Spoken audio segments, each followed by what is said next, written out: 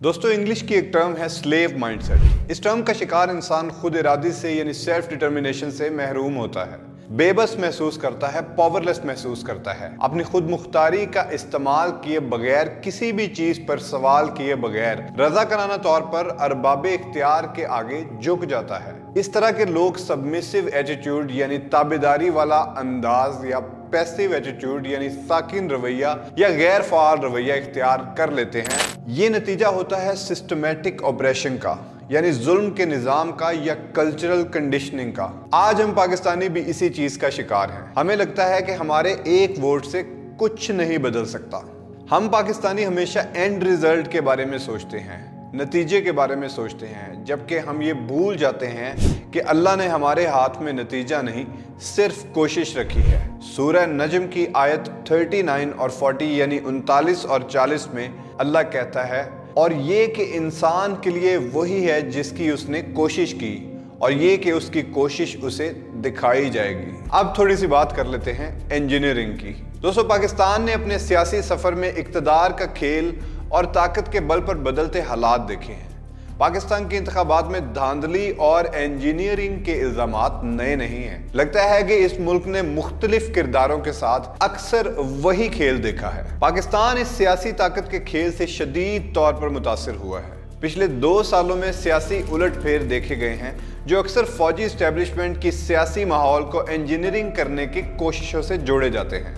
अल जजीरा की एक रिपोर्ट के मुताबिक आने वाले इलेक्शंस मुल्क की तारीख के सबसे ज्यादा गैर आज़ाद और इंजीनियर्ड किए गए इलेक्शन हो सकते हैं। अभी से एक बड़ी सियासी जमात के लीडर ने भी द इकोनॉमिस्ट में इन्हीं तहफ़्फ़ुज़ात का इजहार किया है।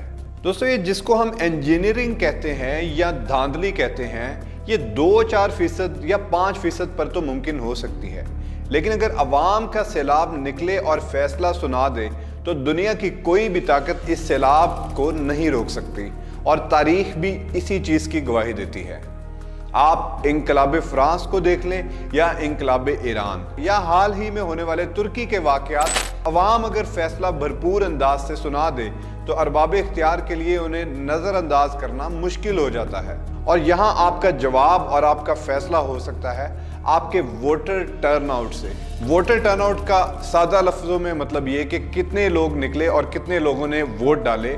पाकिस्तान में वोटर टर्नआउट की हिस्ट्री की बात करें तो 1970 के आम इंतखाबात, जो पाकिस्तान की आज़ादी के बाद पहले बराह रास्त आम इंतखाबात थे, मुल्क की तारीख में सबसे ज़्यादा वोटर टर्नआउट रिकॉर्ड किया गया। मुख्तलिफ ज़राए के मुताबिक टर्नआउट तकरीबन 57% से 63% के दरमियान था। दूसरी तरफ सबसे कम वोटर टर्नआउट 1997 के आम इंतखाबात में रिकॉर्ड किया गया, जिसमें सिर्फ 35% अहलियान ने हिस्सा लिया। 2013 के आम इंतखाबात में टर्नआउट तकरीबन 53% के अराउंड रहा। ये जमहूरी हुकूमत की शुरुआत के बाद सबसे ज़्यादा टर्नआउट था। 2018 के इंतखाबात में टर्नआउट थोड़े कम होकर 51% रहा। 2024 के इलेक्शन में अभी से गहमा गहमी में शिद्दत आ रही है कि वोटर टर्नआउट बहुत कम रहेगा। हमारा वोटर टर्नआउट अगर दूसरे मुल्कों से कंपेयर करके देखा जाए तो वो कई मुल्कों से कम है। इवन हमारे पड़ोसी मुल्क भारत से भी कम है। उसकी वजह ये है कि हम अपने घरों में ड्राइंग रूम्स में बैठकर तबसरे करना ज़्यादा पसंद करते हैं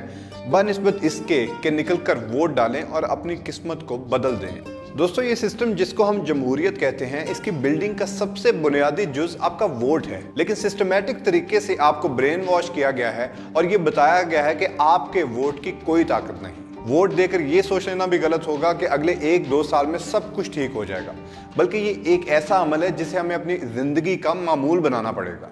आखिर में दोस्तों, आपने अक्सर फैज साहब के ये शेर तो सुने ही होंगे कि चलते हैं दबे पाँव कोई जाग न जाए, गुलामी के असीरों की यही खास अदा है, होती नहीं जो कौम हक बात पे यकजा, उस कौम का हाकिम ही बस उसकी सज़ा है। ये उसी स्लेव माइंडसेट के बारे में थी दोस्तों, जिसका हमने वीडियो के शुरू में जिक्र किया। ये वही जंजीरें हैं जो हमने पिछले 75 साल से जेवर की तरह पहन रखी हैं। इस मुल्क को हासिल करने के लिए हमारे बड़ों ने कुर्बानियाँ दी थी। इस मुल्क को बचाने के लिए हम इतनी कुर्बानी तो दे ही सकते हैं कि निकल कर अपना वोट डालें।